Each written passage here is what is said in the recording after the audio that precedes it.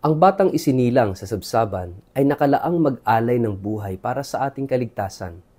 Kung kaya't huwag nating alisin sa isip na hindi marangya, subalit puno ng pag-asa ang unang Pasko.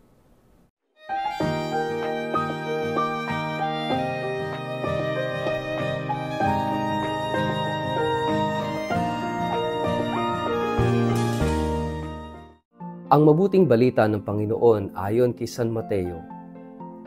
Mag-ingat kayo sapagkat kayo'y dadakpin at isasakdal sa mga kataas-taasang kapulungan ng mga Hudyo.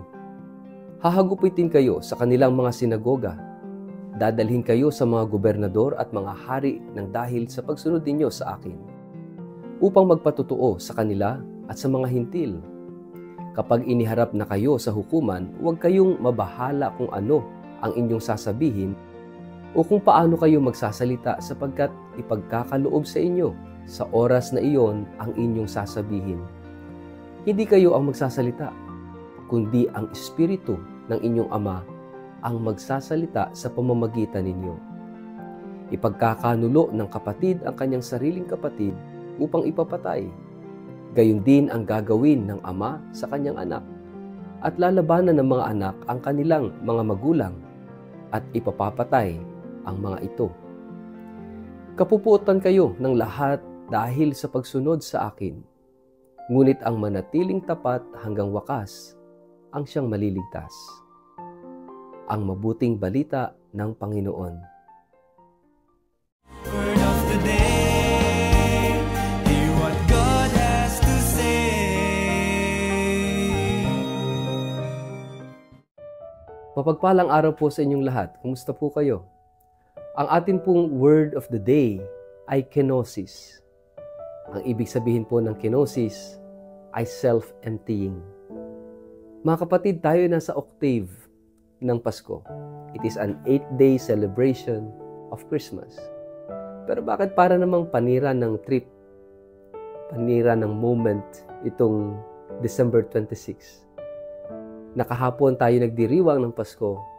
Ngayon, isang martir, kauna-unahang martir, ang ating ipinagdiriwang, si San Esteban, the proto-martyr, the first martyr. Siya'y pinatay dahil sa pananampalataya kay Kristo. He is the first martyr after Jesus. Mga kapatid, ito is something that is very important. Tatandaan natin bakit inilagay sa December 26 ang kapiestahang ito ng isang martir at kauna-unahang martir is for us not to forget. Kahapon at nitong mga nakarang araw, we are so much preoccupied with celebrations, Christmas parties, gift givings, exchange gifts, caroling, ang dami nating mga activities. And sometimes we are overwhelmed by all of this. Baka dahil sa lahat ng mga ito, makalimutan natin the most essential sa ating celebration, na itong batang si Jesus na isinilang sa sabsaban at ipinagdiriwang natin sa araw ng Pasko will suffer greatly. Tulad ng propesiya ni Simeon, propesiya ni Zacarias, ang batang ito ay magdudulot ng pagbabago sa buong mundo. At ang pagbabagong ito ay hindi magiging madali, sapagkat kinakailangang ibigay niya ang kanyang buhay para sa ating kaligtasan. And that is the only way. Kaya nga, ngayong araw na ito, nire-remind tayo ng ating liturgy, ng ating reading, ng ating gospel sa pamamagitan ng buhay ni San Esteban, na lahat ng susunod kay Jesus ay magdurusa, daraan sa mga pagsubok, pag-uusig, at maging kamatayan. Dahil si Jesus mismo, ang batang sanggol, ay magdurusa, maghihirap, pahihirapan, magpapakasakit, siya'y mamamatay. Or siya'y papatayin, at siya'y muling mabubuhay sa ikatlong araw. Mga kapatid, yung buhay ni San Esteban ay nagpapaalala sa atin that if we celebrated Christmas yesterday, we should also celebrate martyrdom. Kung talagang tayo Kristiyanong nagdiriwang ng Pasko, hindi lang tayo maiiwan sa Pasko. Dadalhin tayo sa pagiging tulad ni San Esteban. Susunod tayo kay Jesus hanggang sa kamatayan. Susunod tayo kay Jesus maging sa kahirapan, maging sa pag-uusig, maging sa kagutuman, maging sa kawalan. Susunod tayo kay Jesus. Hindi doon sa masayang celebration lang ng Christmas tayo Kristiyano, kundi even and most importantly, in times of difficulties, in times of martyrdom, we are still for Christ. We will still follow Jesus. We will still be a genuine Christian. Kaya nga mga kapatid, napakaganda ng pagkakalagay ng kapiyastahan ng isang martir na si San Esteban pagkatapos-tapos ng Pasko. May hangover pa. Pero mahalagang ma-remind tayo kung ano ba talaga ang diwa ng Pasko. It is the cross. The cross will give meaning to the crib.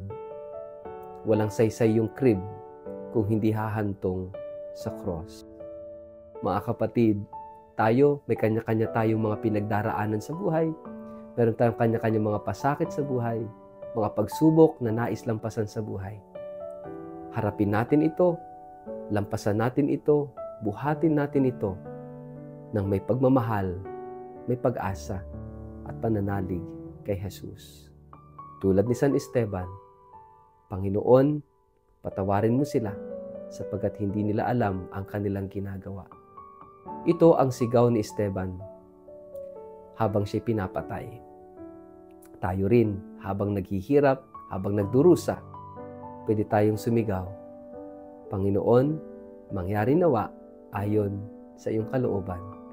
Panginoon, patawarin mo sila. Hindi nila alam ang kanilang ginagawa.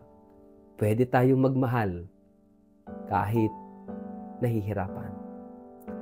Sa ngalan ng Ama at ng Anak at ng Espiritu Santo. Amen. Ama naming Diyos, salamat po kay San Esteban na nagpapaalala sa amin ng tunay na kahulugan ng Pasko na hindi nananatili sa sabsaban, kundi dadalhin ang aming pagiging Katoliko, ang aming pagiging Kristiyano sa krus, sa libingan, at sa muling pagkabuhay.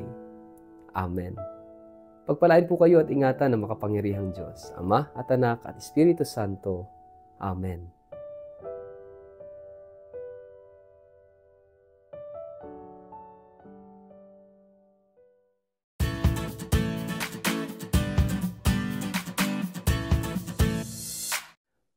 Mag-like, follow at subscribe sa Word of the Day para sa inyong pang-araw-araw na inspirasyon. Inaanyayahan ko po kayong i-like ang aking Facebook page at mag-subscribe sa aking YouTube channel na Word of the Day. Samahan ninyo ako sa araw-araw na pagninilay ng Ebanghelyo upang mapalalim ang ating pananampalataya at magkaroon ng gabay sa bawat hakbang ng ating buhay, araw-araw.